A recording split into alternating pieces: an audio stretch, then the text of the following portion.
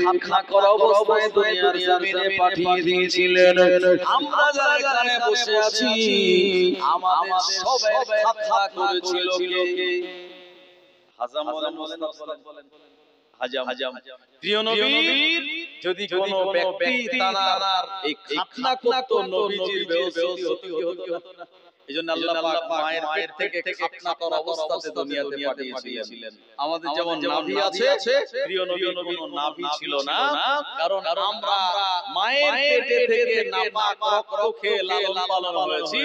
আর আল্লাহ পাক তার প্রিয় নবীকে জান্নাতি খাদ্য খাইয়ে মায়ের কানাকে বড় করেছেন। জোরে বলো।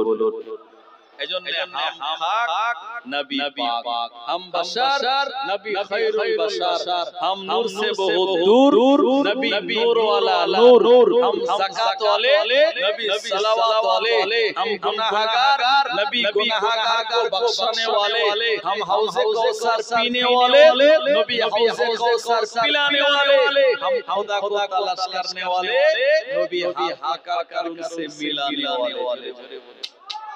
আরেকটু জোরে হবে না? সেই প্রিয় নবী যিনি দুনিয়ার জমিনে এমন একজন পয়গম্বর, এমন একজন নবী কিয়ামতের দিন উম্মতের জন্য সুপারিশ শাফাআত করবেন যারা সেই নবীকে ভালোবাসবে, মহব্বত করবে। কিয়ামতের দিন 120টা কাতার হবে। আদম সফিউল্লাহ থেকে ঈসা রুহুল্লাহ পর্যন্ত এতগুলো নবীর কাতার হবে মাত্র 40টা। আমাদের নবীর উম্মত তাদের কাতার হবে 80টা কাতার। কোনটা? 80 কাতার। তাহলে এই উম্মতের সংখ্যা কত বেশি? সেই নবী দিবসে আমরা এসে বসতে পেরেছি। এই নবী দিবসে আমরা দান খয়রাত করার মতো সুযোগ পেয়েছি, সাহায্য সহযোগিতা করার মতো আল্লাহ আমাদের তৌফিক দিয়েছে। মনে রাখুন এটা বিরাট বড় একটা সৌভাগ্য। আল্লাহ পাক কোরআনুল মাজিদে ওই নবীর ব্যাপারে শুনিয়ে দিয়ে বললেন, ওমা আরসালনাকা ইল্লা কাফাতাল লিন্নাস, আমি আল্লাহ দুনিয়া জমিনে আমার নবীকে প্রেরণ করে দিয়েছি। ওমা আরসালনাকা ইল্লা কাফাতাল লিন্নাস, আমাদের নবী হলেন মানুষের জন্য, আমাদের জন্য যথেষ্ট। আল্লাহ পাক কোরআনুল মাজিদে ওই নবীর ব্যাপারে শুনিয়ে বললেন, ইয়া আইয়ুহান নাবিয়্যু ইন্না আরসালনাকা শাহিদান ওয়া মুবাশশিরান ওয়া নাযীরা ওয়া দাঈয়ান ইলাল্লাহি বিইযনিহি ওয়া সিরাজান মুনীরা। আল্লাহ বলেন, নবী আমি আপনাকে দুনিয়া জমিনে প্রেরণ করলাম সাক্ষ্যদাতা করে, ও মুবাশশিরা আমি আপনাকে প্রেরণ করলাম সুসংবাদদাতা করে, ওয়া নাযীরা ভীতি প্রদর্শনকারী করে পাঠিয়ে দিলাম, ওয়া দাঈয়ান ইলাল্লাহ আর আপনি মানুষদিগকে আহ্বান করবেন আল্লাহ পাকের রাস্তার দিকে, ওয়া সিরাজান মুনীরা। ও নবী আমি আপনাকে দুনিয়া জমিনের জন্য উজ্জ্বল প্রদীপ করে বানিয়ে দিলাম। আর জোরে বলেন সুবহানাল্লাহ। ওই নবীর ব্যাপারে আল্লাহ কোরআনুল মাজিদে শুনিয়ে বললেন, কদ জাআকুম মিনাল্লাহি নূরুন ওয়া কিতাবুম মুবিন, আমি তোমাদের কাছে প্রেরণ করে দিয়েছি আমার নূর।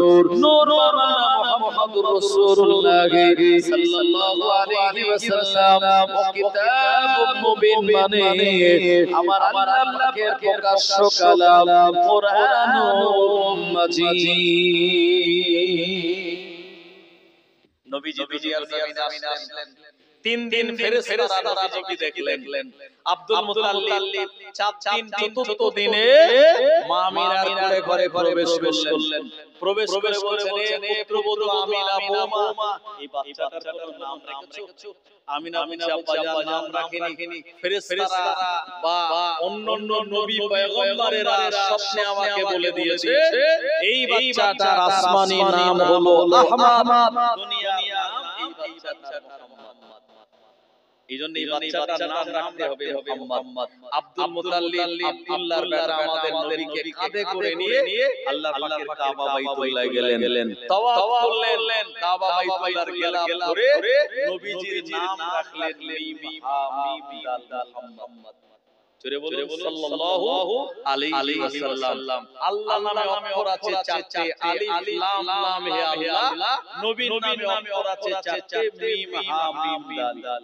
আল্লাহর নামে কোনো নোক্তা নাই, নবীর নামেও কোনো নোক্তা নাই।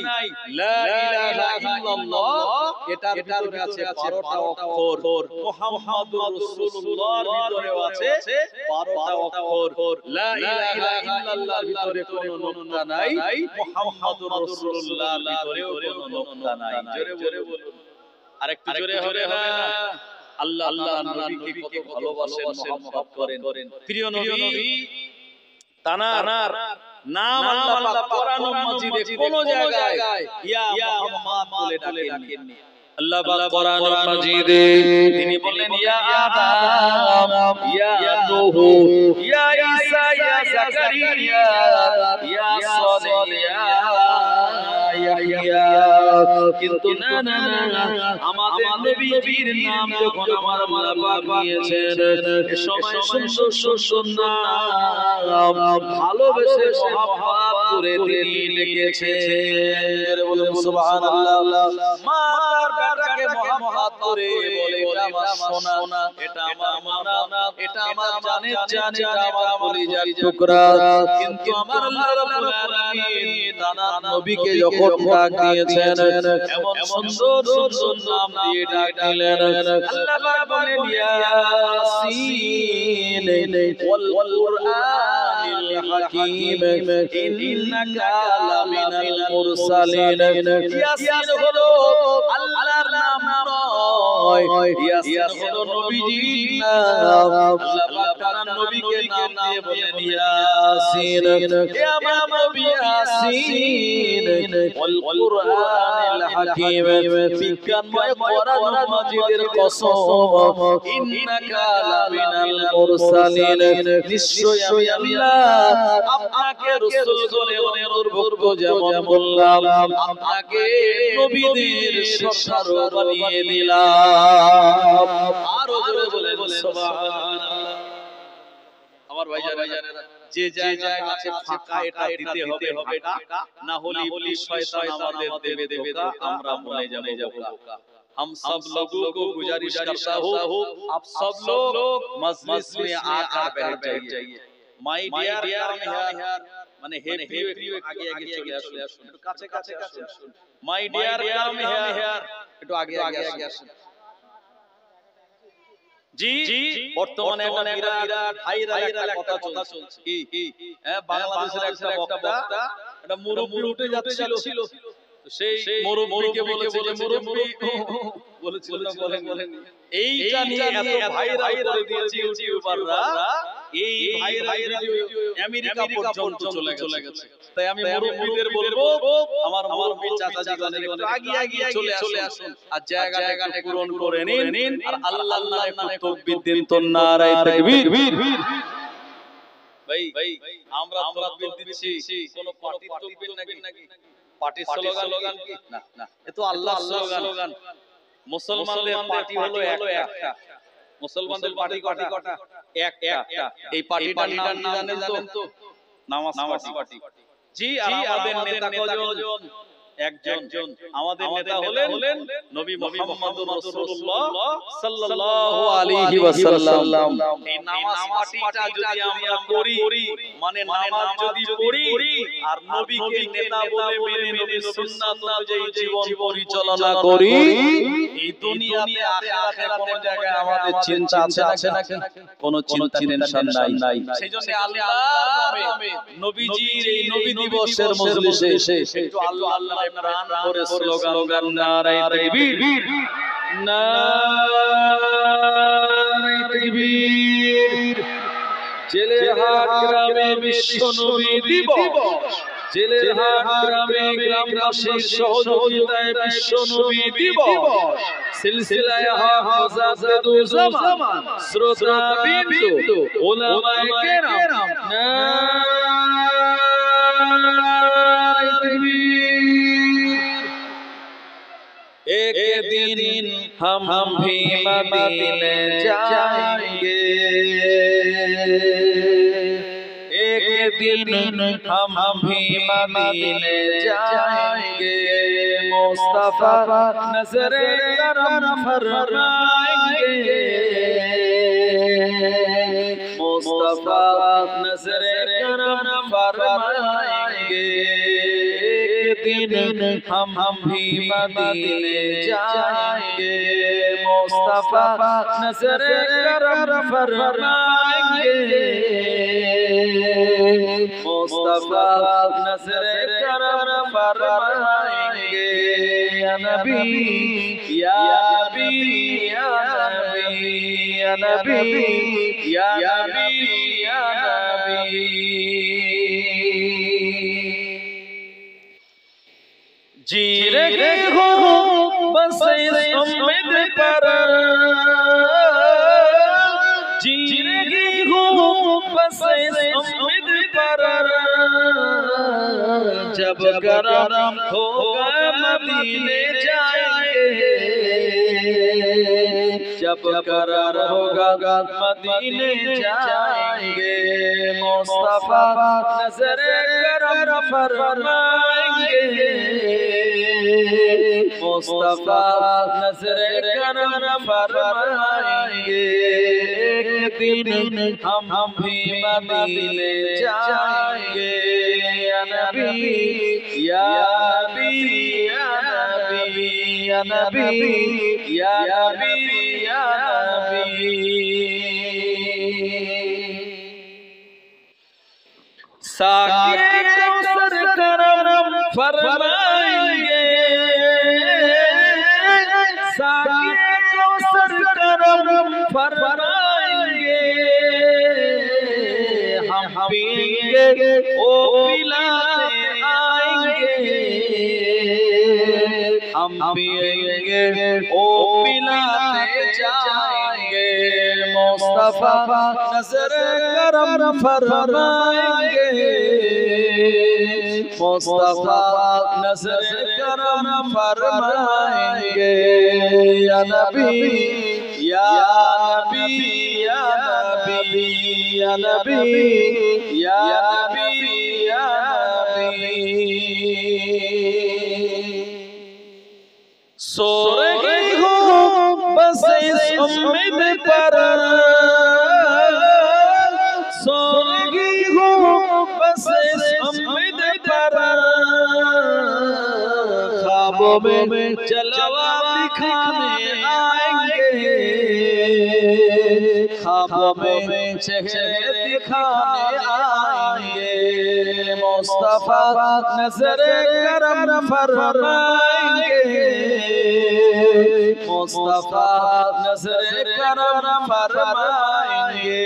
या नबी या नबी या नबी या नबी या नबी या नबी। अल्लाहुम्मा सल्ली अला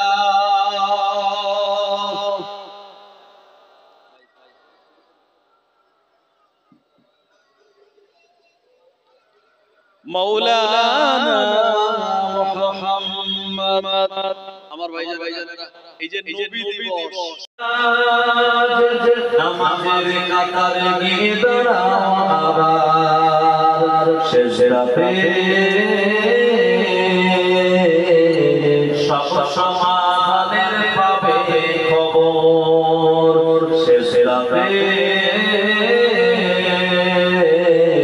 সব সমাধানের পাবে খবর।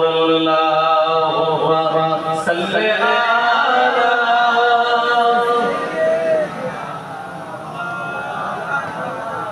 ওয়া আলা আলি সাইয়্যিদিনা।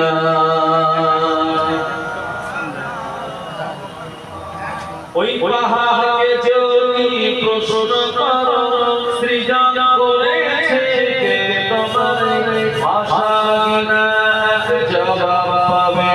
আমার মালিক সে তো আল্লাহ মহান।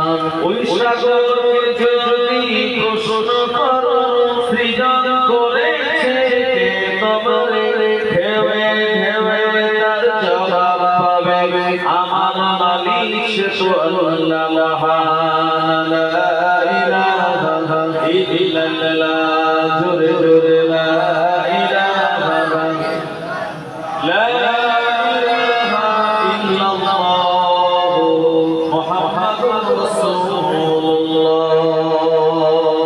সাল্লাল্লাহু আলাইহি ওয়াসাল্লাম।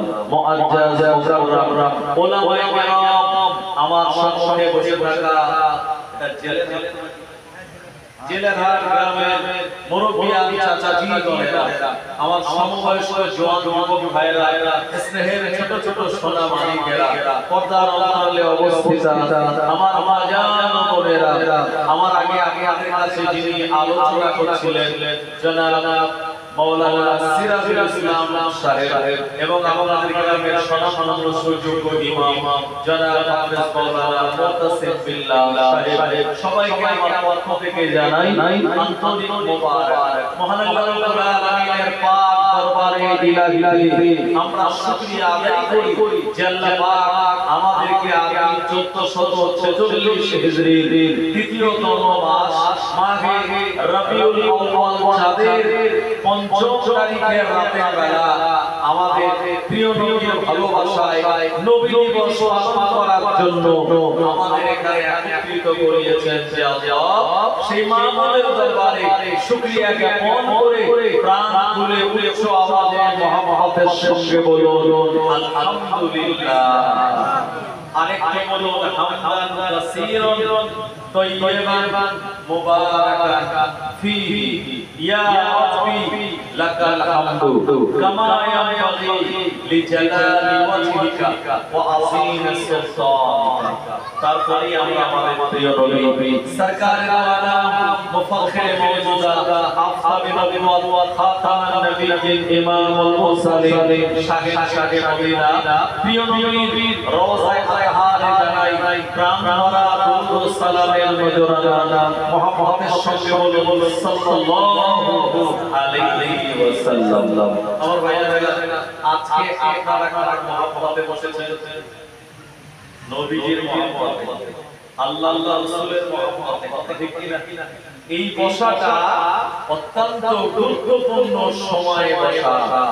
আমরা নবী দিবস পালন করার জন্য বসেছি। আপনি বলবেন হুজুর নবী দিবস পালন করার লাভ কি? কারণ আজকের মানুষ বিনা লাভে তুলো বয় না, বিনা লাভে তুলো আমরা কেউ বই না।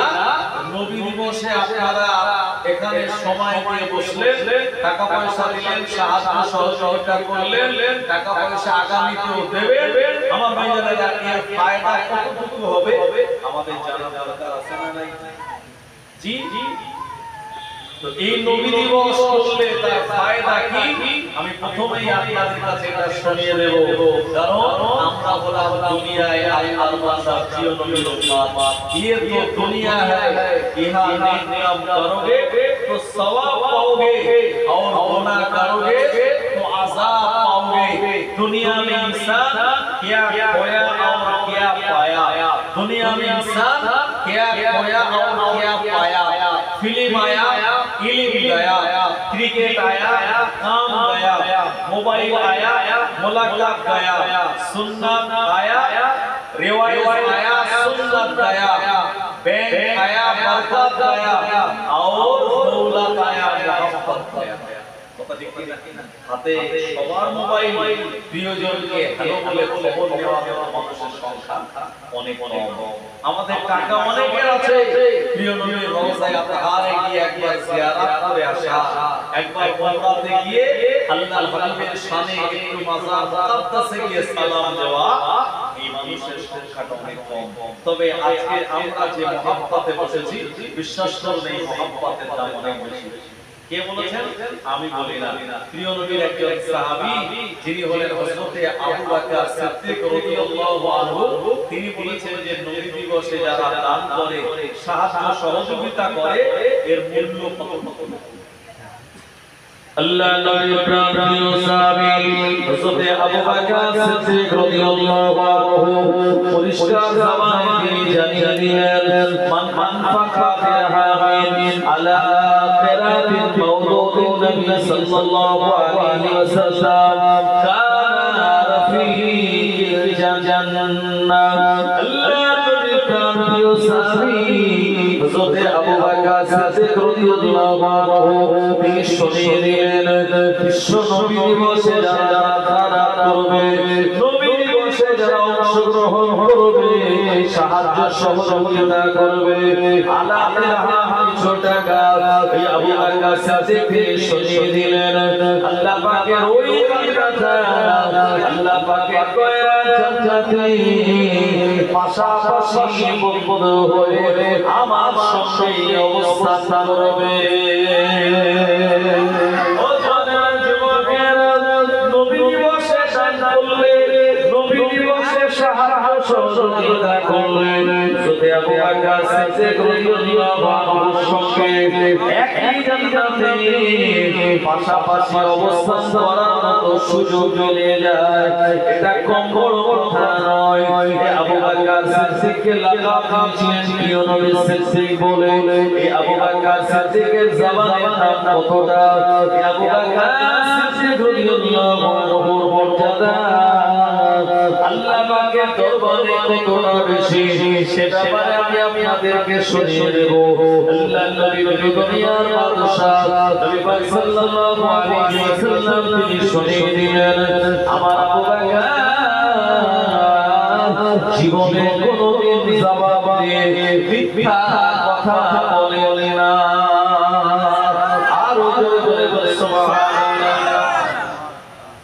আবু বকর সিদ্দিক তিনি বলছেন নবী দিবসে দান করলে আমার সঙ্গে দয়ার জান্নাতে থাকবে আল্লাহর ওই বান্দাটা। যে বলুন তো প্রিয় নবী সাহাবী আবু বকর রাদিয়াল্লাহু আনহু তিনি জান্নাতে যাবে না, এই ব্যাপারে আমাদের কারণ কোনো সন্দেহ আছে? নেই। কেন নেই? কারণ জান্নাতের সার্টিফিকেটটা আল্লাহর নবী আবু বকর সিদ্দিকের হাতে ধরিয়ে দিয়েছিলেন এবং তিনি হলেন 10 জন আশারায়ে মুবাশশারার ভিতরে প্রথমতম আউয়াল ওয়ালিদা এবং প্রথমতম সাহাবী যিনি বয়সের ভিতরে ঈমানের কালমা পড়েছিলেন, আল্লাহর নবীর হিজরতের সঙ্গী ছিলেন এবং প্রিয় নবী সাল্লাল্লাহু আলাইহি ওয়াসাল্লামের ছায়া সঙ্গী হয়ে সদা সর্বদা তিনি অবস্থান করতেন। আবু বকর সিদ্দিকের জবানের নাম কত? একদিন প্রিয় নবীর দরবারে একজন মহিলা এসে বলছে ইয়া রাসূলুল্লাহ হাবিবাল্লাহ হুজুর, আমি রাতের বেলা একটা স্বপ্ন দেখেছি, এই স্বপ্নের তাবির আপনাকে একটু করে দিতে হবে। ভাই আমরা মাঝে মাঝে স্বপ্ন দেখি না, স্বপ্ন হলো দুই প্রকার, একটা হলো রহমতি স্বপ্ন আর একটা হলো শয়তানের স্বপ্ন। যদি আপনি ভালো স্বপ্ন দেখেন যাকে তাকে বলবেন না, এলাকার আলেম হাফেজ মাওলানা মুফতি তানাদেরকে বলবেন, ওই স্বপ্নটার সামনে যে ব্যাখ্যা করে দেবে আপনার আমার জীবনে পাল্টে যাবে। আর যদি স্বপ্নটা খারাপ দেখেন, শয়তান আপনাকে যদি স্বপ্ন দেখায় যেদিকে ফিরে ঘুমাচ্ছিলেন আপনি অন্যদিকে পার্শ্ব পরিবর্তন করে আউযু বিল্লাহি মিনাশ শাইতানির রাজিম বলে তিনবার আপনি থুতু মানে থুতু ফেলার মতো পিঠ ফেলার মতো এরকম একটা ভঙ্গি করবেন আর পাশ থেকে শুয়ে যাবেন, শয়তান আপনার কাছ থেকে পালিয়ে চলে যাবে। দ্বিতীয়বার আর কোনো ভয়ের স্বপ্ন খারাপ স্বপ্ন দেখাবে না। আল্লাহ নবী দরবারে সাহাবী এসে বললেন ইয়া রাসূলুল্লাহ হাবিবাল্লাহ, আমি গত রাতে একটা স্বপ্ন দেখলাম। আল্লাহ নবী বললেন কি স্বপ্ন তুমি দেখেছো? ওই মহিলা বললেন হুজুর, আমি স্বপ্ন দেখলাম আকাশে বড় একটা মৌমাছি উড়তে আমার কোলের উপরে পড়ে মারা গেল। হুজুর আপনি আমার স্বপ্নটা বিনা বলে দিলে। আল্লাহ নবী বলেছিলেন মা ও আমার সাবিয়া, একবার তুমি বলো তোমার স্বামী এখন কোন জায়গায় অবস্থান করছে? ওই মহিলা সাবিয়া বললেন ইয়া রাসূলুল্লাহ হাবিবাল্লাহ, আমার স্বামী এখন জিহাদের ময়দানে অবস্থান করে। আল্লাহ নবী বললেন স্বপ্নের তাবির হলো ওই জিহাদের ময়দানে তোমার স্বামী জনমের মতো শহীদ হয়ে গিয়েছে। এই কথাটা শোনার পর এই মহিলাটা ঝরঝর করে কাঁদতে লেগেছে। কারণ কোন মহিলার স্বামী যদি মারা যায়, এই মহিলাটা বিধবা হয়ে যায়। একটা বিধবা নারীর কতটা জ্বালা যন্ত্রণা, এটা বিধবা নারী ছাড়া অন্য কেউ বুঝতে পারে না, জানতে পারে না। এই মহিলা মনটা খারাপ করে আপন ঘরে থেকে রওনা হয়ে গেল। রাস্তা দিয়ে যেতে যেতে আল্লাহর নবী সাহাবী হযরত আবু বকর সিদ্দিক রাদিয়াল্লাহু আনহুর সঙ্গে মুলাকাত হয়ে গেল। আবু বকর সিদ্দিক জানেন না এই মহিলাটা প্রিয় নবীর দরবারে গিয়েছিল। আল্লাহর নবীর কাছে স্বপ্নের কথা বলে নিয়েছে। আল্লাহর নবী তাবির করে দিয়েছে এই মহিলাটা পানি চলে যাচ্ছে। আবু বকর সিদ্দিক তিনি জানেন না ওই মহিলাটা আবু বকর সিদ্দিককে দেখার পরে বলে, হুজুর একবার আপনি আমার স্বপ্নের একটা তাবির করে দিন। আল্লাহর নবী সাহাবী আবু বকর সিদ্দিক বলেছিলেন, ও একবার বলো তোমার স্বপ্নটা কোন স্বপ্ন তুমি দেখেছো আমায় বলো। এই মহিলা বললেন, হুজুর আমি স্বপ্ন দেখলাম রাতের বেলা আকাশে উড়ে উড়ে একটা মৌমাছি আমার মনের উপরে পড়ে মারা গেল। আপনি আমার স্বপ্নের তাবিরটা করে দিন। আবু বকর সিদ্দিক বলেছিলেন, ও একবার বলুন আপনার স্বামী এখন কোন জায়গায়? ওই মহিলা জবাব দিয়ে বলেছিলেন, আমার স্বামী এখন আল্লাহ পাকের হেফাজত করার জন্য আমার আল্লাহর শরীয়তটাকে মানুষের কাছে তুলে ধরার জন্য জিহাদের ময়দানে অবস্থান করছে। আবু বকর সিদ্দিক বলেছিলেন, মা তোমার স্বপ্নের তাবির হলো জিহাদের ময়দান থেকে গাজী হয়ে তোমার স্বামী আগামীকাল রাতের বেলা ঘরে চলে আসবে। মহিলাটা এই কথাটা শোনার পরে বড় আনন্দিত হয়ে গেল। আর মনে চিন্তা করে আপনার মনে বলেন, ও আপনার একজন বান্দা আবু বকর সিদ্দিক যে তাবির করে দিয়েছে আমার স্বপ্নের, ওই তাবির অনুযায়ী যেন আমার স্বামী আগামীকাল রাতের বেলা ঘরে আসে। ওই মহিলাটা তাহাজ্জুদের নামাজ আদায় করে অপেক্ষা করে যখন গভীর হয়ে গেল, ওই ঘরে মহিলা ঘরে একজন এসে সালাম দিয়ে দিল, আসসালামু আলাইকুম। এই কথা বলার সঙ্গে সঙ্গে ওই মহিলা ঘরে দরজা খালি করে দিল। ও ওই মহিলা কখন দেখতে পেল আমার ঘরে দরজা যে দাঁড়িয়ে আছে এই মানুষটা অন্য কেউ নয়, এটাই তো আমার স্বামী। নবীজি স্বপ্নে তাবির করলেন জিহাদের ময়দানে তোমার স্বামী শহীদ হয়ে গেছে। আবু বকর সিদ্দিক তাবির করলেন আগামীকাল গাজী হয়ে উঠবে। আচ্ছা বলুন তো কার কথার দাম বেশি? বলুন নবীজির কথা। কারণ নবীজি যদি না হতেন আবু বকর সিদ্দিক হতেন, নবীজি যদি না হতেন আমরা উম্মতে মুহাম্মাদি হতে পারতাম না। তাহলে নবীজি বললেন তোমার স্বামী জিহাদের ময়দানে শহীদ হয়ে গেছে, আর আবু বকর সিদ্দিক বললেন না আগামীকাল ঘরে আসবে। সত্যি সত্যি পরে রাতের বেলা মহিলার স্বামী ঘরে এসে মহিলা শীতে বাগে স্বামীকে খাইয়ে দাইয়ে তাকে শুইয়ে দিয়েছে। ফজরের নামাজ কালাম পড়ে মহিলা সকাল চলে গিয়েছে প্রিয় নবীর দরবারে। এই কথা জিজ্ঞেস করার জন্য যে হুজুর আপনি যে আমার স্বপ্নে তাবির বলেছেন তিনি আমার স্বামী জিন্দা তো হয়ে পাইয়ে সেবা করেন। আল্লাহ নবী দুনিয়ার বাদশাহ নবী পাক সাল্লাল্লাহু আলাইহি ওয়াসাল্লামের অভ্যাস ছিল, তার আদর্শ তার সুন্নাত হলো ফজরের নামাজ আদায় করে সাহাবে কেরামের দিকে ফিরে ফিরে জিজ্ঞাসা করে বলতেন, হে আমার সাহাবীরা একবার তোমরা বলো গতকাল রাতে বানানি স্বপ্ন দেখেছো? এক এক করে সাহাবীরা স্বপ্নের কথাগুলো যখন বলতেন প্রিয় নবী ওই স্বপ্নের তাবির করে দিলেন। আল্লাহর নবী ফজরের নামাজ সালাম পড়ে সাহাবা کرامের দিকে ঘুরে বসেছেন এমন সময় আল্লাহর নবী দেখতে পেলেন ওই মহিলা সাহাবিয়াটা মদিনা মসজিদের দরওয়াজার সামনে দাঁড়িয়ে আল্লাহর নবী মহিলাটাকে দেখার পরে মুচকি হেসে বললেন মা আমি তোমার সব দাবি করেছিলাম জিহাদের ময়দানে তোমার স্বামী শহীদ হয়ে গিয়েছে কিন্তু না না না গতকাল রাতের বেলা তোমার স্বামী গাজী হয়ে তোমার বাড়ি চলে এসেছে এটা কেন হলো এটা জানার জন্যই তো তুমি আমার কাছে এসেছো মহিলাটা অবাক হয়ে গেল আল্লাহর নবীকে আমি কোনো কথা এখনো বলে নাই কেবল মাত্র নবীর কাছে এসে আমি দাঁড়িয়ে আছি আল্লাহর নবী আমার মনের কথাটা তিনি কেমন করে জানতে পারলেন বুঝতে পারলেন আসলে মহিলাটা আল্লাহর নবীর দরবার শরীফে আসার আগে ফেরেশতা জিবরাইল আলাইহিস সালাম পুরো ঘটনা আল্লাহর নবীকে আগে ভাগে শুনিয়ে দিয়েছিলেন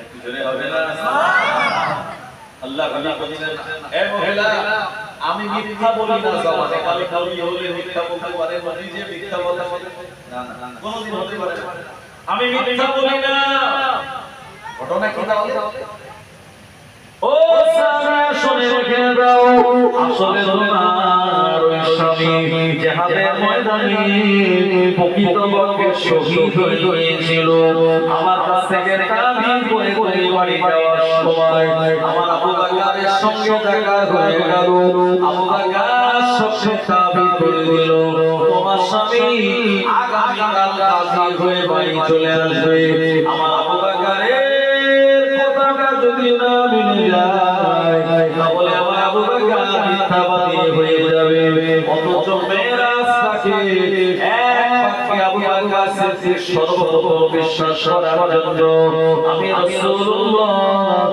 সাল্লাল্লাহু আলাইহি ওয়াসাল্লাম আবু বকরকে সিদ্দিক লাকাব দিয়ে দিয়েছি আমার আল্লাহ তাআলা নির্দেশ দিলেন আর আমার আবু বকরের কথা মিথ্যা হয়ে গেলে আবু বকরের জবান মিথ্যা হয়ে যাবে আবু বকরের জবান মিথ্যা হয়ে গেলে সিদ্দিক লাকাব দেওয়ার পিতা হয়ে যাবে যদি জিহাদের ময়দানে মরা স্বামীকে আমার আল্লাহ রাব্বুল আলামিন তাকে জীবিত করে দিয়ে আমার আবু বকরের কথা রাখার জন্য গাজী করে তোমার ঘরে ফিরিয়ে দিয়েছে আর বলে সুবহানাল্লাহ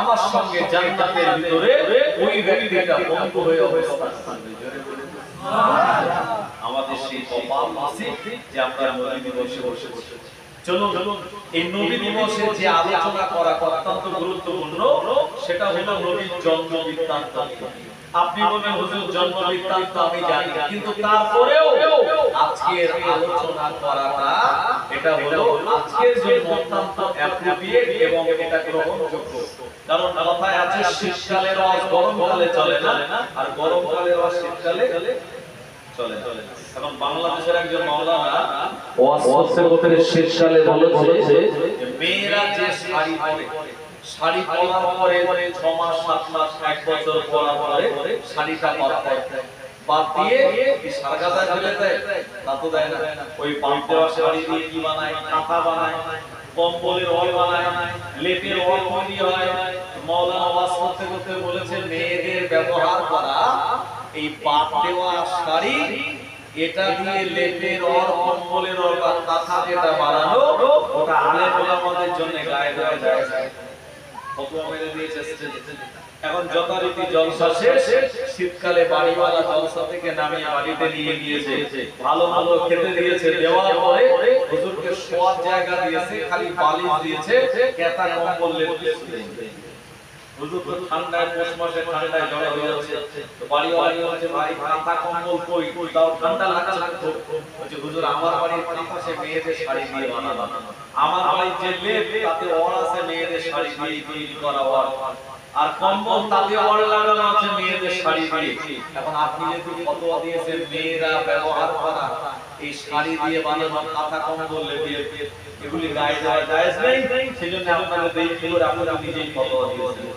হুজুর তখন বলছে আসলে ওয়াজটা ছিল গরমকালে করে ফেলেছি শীতকালে এখানে নিজের বিপদ নিজে তো যেহেতু নবী দিবস তাই নবী সম্পর্কে একটু আলোচনা করাই লাগে চলুন এই আলোচনা যেটা করব হয়তো আপনাদের কানে পড়েছে কিন্তু এই আলোচনা করাটা আজকের জন্য গুরুত্বপূর্ণ জোরে বলুন সুবহানাল্লাহ প্রিয় নবীর জন্ম বৃত্তান্ত আল্লাহর নবী দুনিয়ায় আসার সময় অবস্থাটা কেমন হয়েছিল প্রিয় নবী আব্বা জান দুনিয়ার জমিন থেকে বিদায় নিয়েছিলেন নবীজি আসার আগে প্রিয় নবীর আম্মা যার নাম হলো আমিনা এই আমিনার আব্বা জানের নাম হলো আব্দুল ওয়াহাব জুহরি আমিনার মায়ের নাম হলো বারিয়া আমিনার বাড়ি ছিল ইয়াসরিবে সেখান থেকে বিয়ে হয়েছিল মক্কাতুল মুকাররমার জমিনে আব্দুল্লাহ যখন মারা গেল গোটা এলাকার অনেক যুবকেরা তারা চাইলো এই আমিনাকে বিয়ে করে নতুন করে সংসার তৈরি করব নতুন করে সংসার করব আমরা আমিনার কাছে যে প্রিয় নবী নূর মোবারক এইজন্য আমিনা দেখতে আগের থেকে অনেক সুন্দরী হয়েছিল আর সুন্দরী মেয়ে দেখলে কেনা বিয়ে করতে চায় জি জি এমন সমাজে প্রমাণ আছে নিজের বউটা দেখতে ভালো নয় বলে অন্যজনের সুন্দরী বউ নিয়ে পালিয়ে গেছে এরকম খবর মাঝে মাঝে পাওয়া যায় কি না আমার ভাইজানেরা তো আমিনাকে অনেকে বিয়ে করবে বলে মনে স্থির করেছে অথচ আমিনার গর্ভে কি আছে আমাদের প্রিয় নবী মুহাম্মদ রাসূলুল্লাহ সাল্লাল্লাহু আলাইহি ওয়াসাল্লাম আচ্ছা বলুন বুকে হাত দিয়ে আব্দুল্লাহর ইন্তেকালের পর মা আমিনা যদি দ্বিতীয় কোনো পুরুষের সঙ্গে বিয়ে হতো তাহলে নবীজির বেইজ্জতি হতো না কিন্তু আল্লাহ পাক বলেন গোটা মোটা জমিনের সংবাদ উঠে গেল গোটা মোটা জমিনে সংবাদ খানা ছড়িয়ে গেল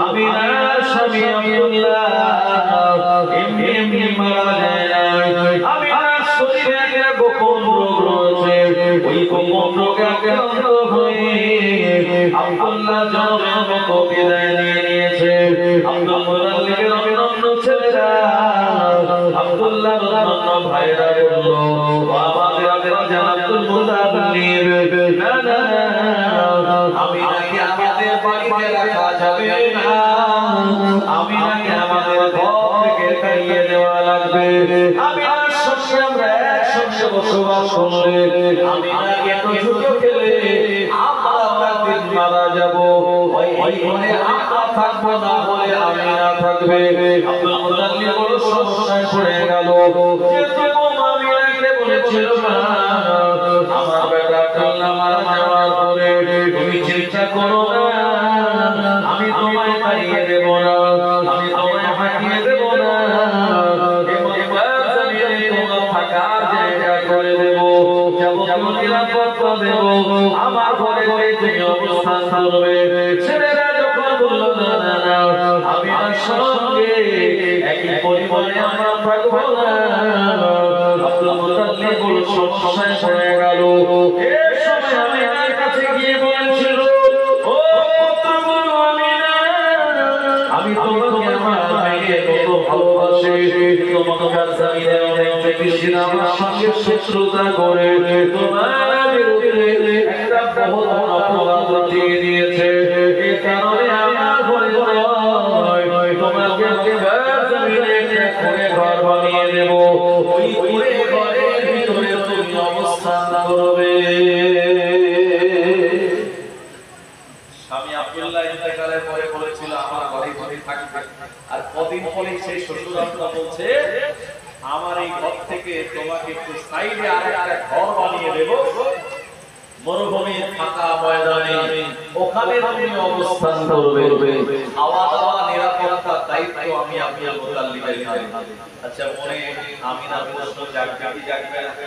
যে শ্বশুর আব্বা বলল আমার ঘরেই থাকবে, আমার ভিটে দিয়ে থাকবে, আর সেই শ্বশুর আব্বা বলছে না একটুখানি সাইডে তোমার একটা করে ঘর বানাবো। আমিনা আব্বা জানেন একবার বলো, একদিকে আমার স্বামী ইন্তেকাল করেছে, আমি বিধবা, আর একদিকে আপনার ভিটে থেকে আমাকে নামিয়ে দিচ্ছেন, এর কারণ একটু বলবেন আমায়? আমার খুব জানতে ইচ্ছা করে। আব্দুল মুতাল্লিব বলছে বৌমা আমিনা, যদি তোমায় বলি মনটা খুব খারাপ হয়ে যাবে, আমি তা তোমায় বলতে চাই না। আমিনা নাছড় বাবু বললেন না আব্বা জান, একবার আমায় বলতে হবে যে আপনার ভিটে বাড়ি থেকে আমায় কেন দূরে সরিয়ে দিয়েছেন। আব্দুল মুতাল্লিবের সময় জবাব দিয়ে বললেন, ও আমিনা, মক্কা জমিনের একদল জ্যোতিষী যারা আমার শত্রু, আমার ছেলেদের কাছে তারা বলে দিয়েছে আব্দুল্লাহ এমনি মারা যায় না। আব্দুল্লাহ ইন্তেকাল করার কারণ হলো আমিনার গোপন রোগের ছোঁয়াবে আব্দুল্লাহ মারা গেল। ওই আব্দুল্লাহ আব্দুল্লাহর স্ত্রী আমিনা যদি তোমাদের ঘরে থাকে, তোমাদের উপরে এমন বিপদ আসতে পারে, এমন একটা মিথ্যা কথা আমিনা শোনার পরে তার মনটা ভেঙে গেল, ঝরঝর করে কাঁদতে লাগলেন।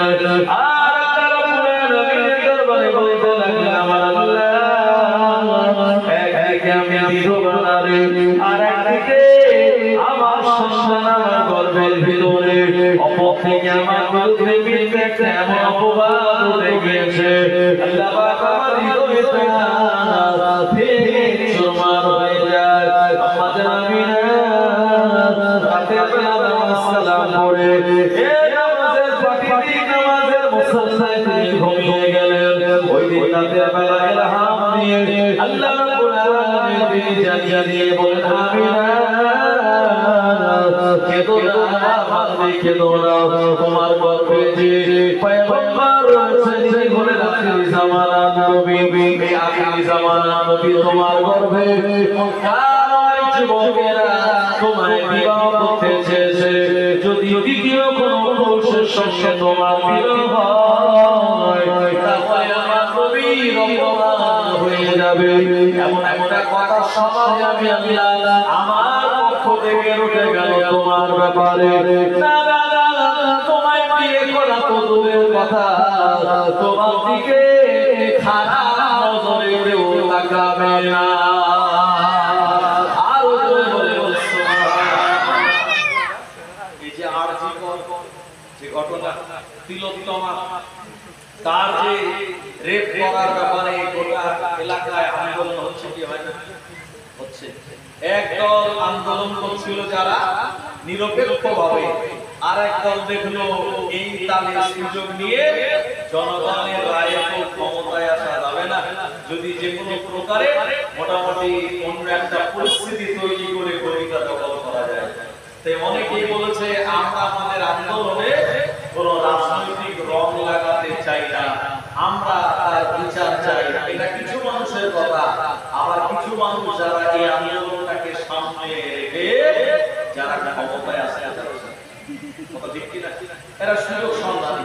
আমার ভাইয়েরা, ইসলামে যদি কেউ রেপ করে, যত মুসলিম কান্ট্রি আছে সেখানকার যে আইন, ওই আইন যদি আমাদের এই ভারতবর্ষে থাকতো তাহলে এমন রেপ করার মতো সাহস তো দূরের কথা, মনে মনে চিন্তা ভাবনা মাথায় আসে কি বলেছিল শরীয়তের নিয়মে যদি তাকে শাস্তি দেওয়া হয়, ধর্ষক যদি পুরুষ হয়, সাধারণত ধর্ষক যে সে তো পুরুষই, তাহলে তাকে কোমর পর্যন্ত মাটিতে পুঁতে দাও, আর জনগণ সবাই মিলে পাথর মারো, যতক্ষণ সে মারা না যাবে ততক্ষণ তার উপরে পাথর মেরে তাকে দুনিয়া থেকে বিদায় করতে হবে। এটা হলো শরীয়তের আইনে যে ধর্ষক তার সাজা। এই সাজা যদি আজকে আমাদের সমাজে থাকতো তাহলে ধর্ষণ রেপ করার মতো সাহস করত। আর মহিলা বিবাহ করার পরে সে যদি জিনা করে তাহলে বুক পর্যন্ত মাটিতে পুঁতে দিয়ে দূর থেকে পাথর মেরে তাকে মেরে ফেলে। যদি এই আইন থাকতো ভাই তাহলে এমন রেপ ধর্ষণ এগুলি সব বন্ধ হয়ে যেত।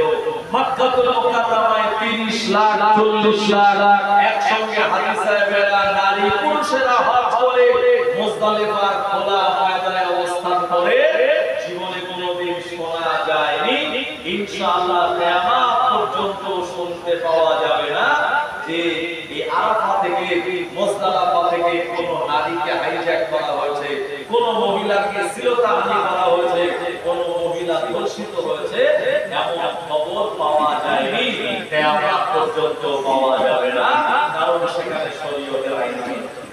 জোরে বলেন কেউ যদি চুরি করে শরীয়তের নিয়ম হলো একবার চুরি করলে তার ডান হাত কেটে দাও, যে দ্বিতীয়বার আবার চুরি করে তাহলে বাম পা কেটে দাও। কি এরপরে আবার চুরি করলে তার বাম হাত আর ডান পা এভাবে উল্টো করে কেটে দাও।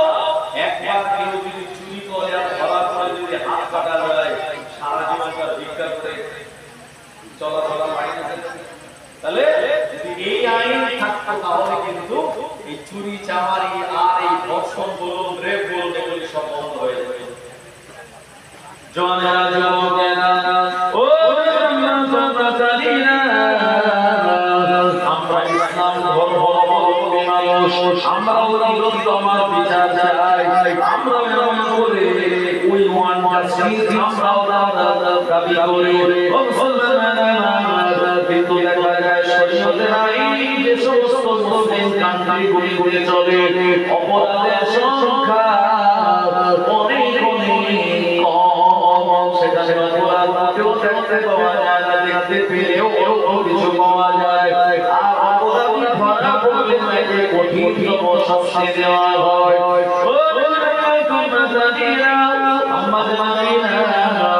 এই কথাটা শোনার পর আমরা সান্ত্বনা পেয়ে গেল, মনে মনে চিন্তা করলো যে ঘটনা আমার জীবনে ঘটে গিয়েছে, এটা মহান আল্লাহর পক্ষ থেকে হয়েছে। আমাদের নানিরা বলেন ওই বিপদ থেকে আমার মনে আর কোনো দুঃখ কষ্ট ছিল না, কারণ যখন আমরা এনেছিলাম আমরা বলেছি ভালো ভালো যা কিছু হয় আল্লাহর পক্ষ থেকে হয়। জোরে বলুন মনে করে বলেন আমার বাটা দুনিয়া সব সময় বিপদ দিয়ে হয়ে বলবো ওটা আমাদের আমি না করে ঘরটা ফেরেশতা গণে বলবো ঘিরে রইল শয়তান যেন আল্লাহ নবীর ঘরে কাছাকাছি আসতে না পারে। আল্লাহ নবীর আমিনা তিনি বর্ণনা করে বলেন আমার বাটা দুনিয়া জমিনে আমার পেটে আসার সঙ্গে সঙ্গে আমার ওরা শরীর সুগন্ধ পার হতে লাগে, এলাকার মানুষের আমায় জিজ্ঞাসা করে এমন সুগন্ধ তুমি রাখো, এই সুগন্ধের কারণে আমাদের মনটা ভর ভর হয়ে যায়, এত সুন্দর সুগন্ধে আমরা কোনোদিন পাই না। আম্মা বলেন না এটা বাইরের কোনো আদর সুগন্ধি নয়, এটা আমার পেটের ভিতরে সুগন্ধি। আরো বলে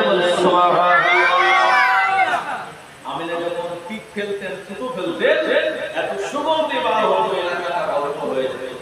আম্মা আমিনা বলছে একদিন আমি বাড়ির থেকে বার হলাম কুয়ায় পানি নেওয়ার জন্য, কুয়ার পানি নিয়ে অনেকটা নিচের দিকে আমি সেখানে দাঁড়ানোর সঙ্গে সঙ্গে অন্য মহিলারা বালতি রশি দিয়ে পানি তুলছে আর আমি দাঁড়ানোর সঙ্গে সঙ্গে ওই কুয়ার মুখ বরাবর পানি এসে পরিপূর্ণ হয়ে গেল। আল্লাহ নবী বলেন আমি আবার যখন পানি নিয়ে চলে আসলাম ওই কুয়ার পানিটা আবার নিচে চেপে নেমে গেল।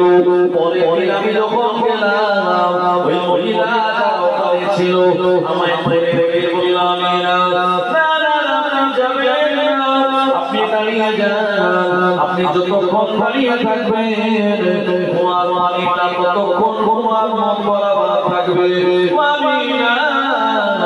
আপনি চলে গেলে কুয়ার পানিটা আবার নিচে থেকে নেমে যাবে। আম্মা আমিনা বলেন আমি যতক্ষণ দাঁড়িয়ে থাকতাম ওই কুয়ার পানিটা কুয়ার মুখ বরাবর থাকতো।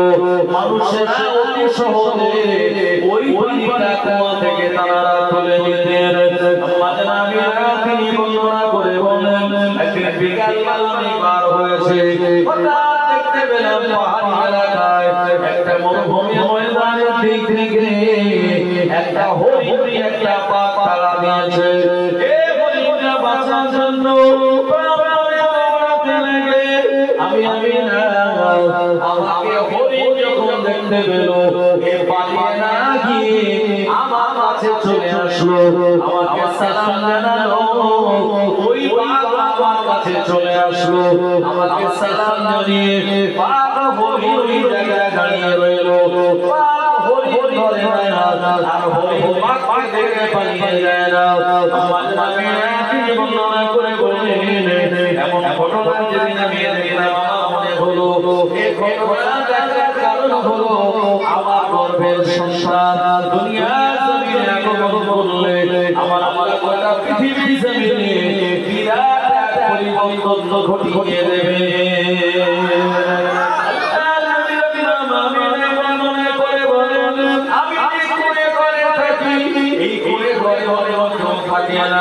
আমি একেবারে একটা অবস্থান করে আমার বাচ্চা আগমন করবে। এ সময় মায়েদের সাহায্য সহযোগিতা করার জন্য নারীদের প্রয়োজন হয়। আম্মা আমিনা বলে এমন চিন্তা করে এ সময় দেখতে পেলাম খেজুর গাছের মতো লম্বা লম্বা কয়েকজন মহিলা আমার বাড়ি থেকে তারা আসতে গেছে। আমি তাদেরকে চিনি না জানি না। আমার বাড়ির ভিতরে যখন চলে আসলো আমি সালাম দিলাম, জিজ্ঞাসা করলাম আপনাদের নাম কি, এমন করে আপনাদের পরিচয় কি? এই জায়গায় তারা বলছিলেন আমি কেউ নয়, আমি বললাম ঈসা নবীর মরিয়ম আলাইহিস সালাম। দ্বিতীয় জবাব দিয়ে বলেন আমি না, আমি বললাম আইয়ুব আলাইহিস সালামের স্ত্রী রবিয়া। তৃতীয় জবাব দিয়ে বলেন আমি না, আমি কেউ নয়, আমি বললাম ফেরাউনের বিবি আসিয়া। আমাদের সঙ্গে যতজন আছেন আল্লাহ পাকের জান্নাতের হুরুনেরা আপনার খেদমতের জন্য আমার আল্লাহ জান্নাত থেকে আমাদের পাঠিয়ে দিয়েছে।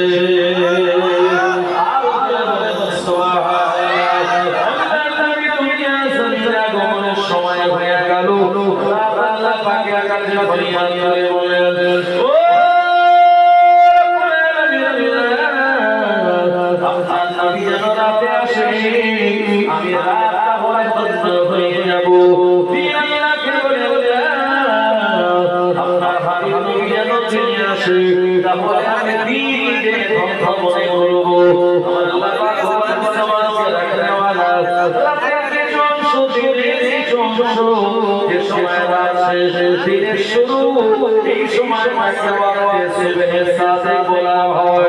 এই সময় আমিনা বলেন আমার ঘর আল্লাহ পাকের আসমান পর্যন্ত একটা গোলাকার সাদা কাপড় দিয়ে ঢেকে গেল।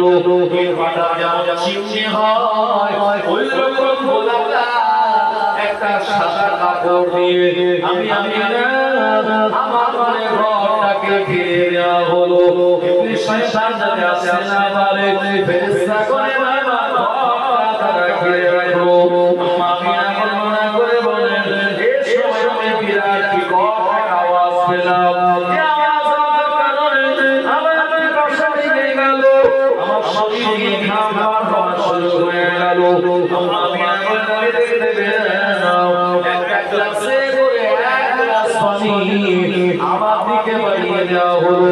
ওই এক গ্লাস পানি পান করার সঙ্গে সঙ্গে আমার সব পিপাসা আমার কলিজা থেকে নিবারণ হয়ে যায়।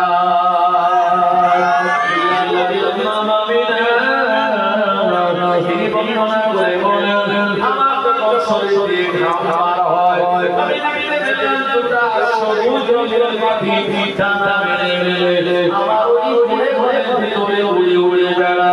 ওই সবুজ পাখির ডানা হাওয়ায় আমি আমিনা আমার ঘরটা ঠান্ডায় সিল হয়ে যায়।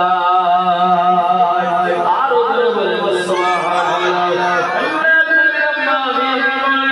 আমার বেটা দুনিয়া সব সময় নিকটবর্তী হয়ে হইল, আমার মস্তিষ্ককে উপরে দিকে তুলে নেওয়া হলো। সময় বিরাট বড় বড় পাহাড় বলে বিরাট বড় বড় সমুদ্রগুলি আমি দেখতে পাচ্ছিলাম।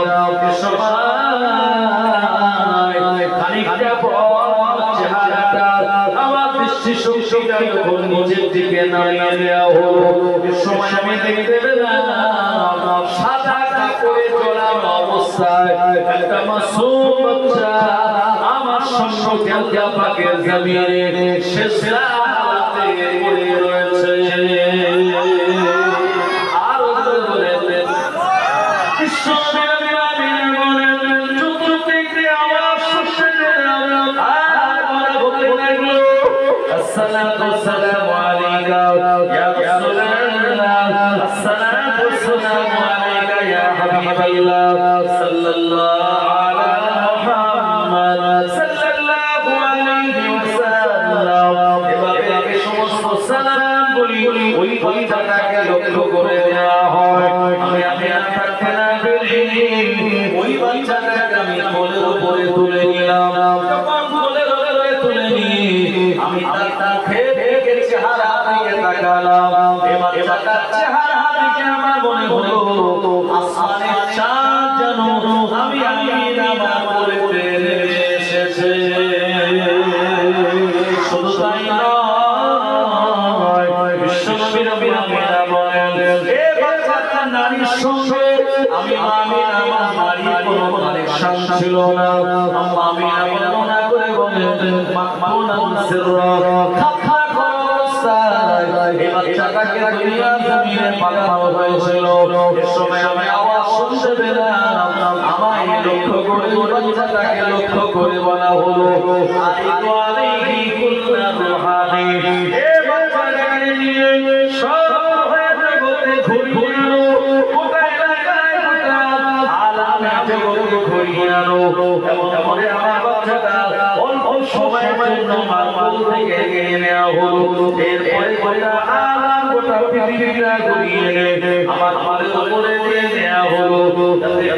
গাছপালা তরুলতা জন্তু জানোয়ার এরা সবাই জানতে পারে আখিরি জামানার নবী দুনিয়া জমিনে 570 খ্রিস্টাব্দে বা রবিউল আউয়াল সুবে সাদেকের সময় দুনিয়া জমিনে আগমন করলো। বিশ্বনবী আগমন করার সঙ্গে সঙ্গে আল্লাহ পাকের কাবা বাইতুল্লাহ অন্যান্য গির্জাতে বলে অন্যান্য জায়গাতে ইহুদিয়া খ্রিস্টানদের যত দেবতার স্ট্যাচু ছিল এগুলি সব উপর হয়ে পড়ে গেল এবং তাদের যারা হাজার হাজার বছর ধরে আগুনগুলি নিভে গেল। গোটা জমিনের মরা গাছের পাতা পাতা দিয়ে দিলেন। যে সমস্ত উটের ওলা নেই ছিল না, পালা নেই ছিল না, আমার ওলা বকরিয়া উটের পালাগুলি দুধে পরিপূর্ণ করে দিয়েছেন। শুধু তাই নয়, এই জামানায় মক্কা জমিনে অনেক বন্দারাই ছিল। বিশ্বনবীকে আমার আল্লাহ মক্কা জমিনে পাঠালেন যাদের সন্তানাদি হবে না বলে কবিরা সার্টিফিকেট দিয়ে নিয়েছে। এমন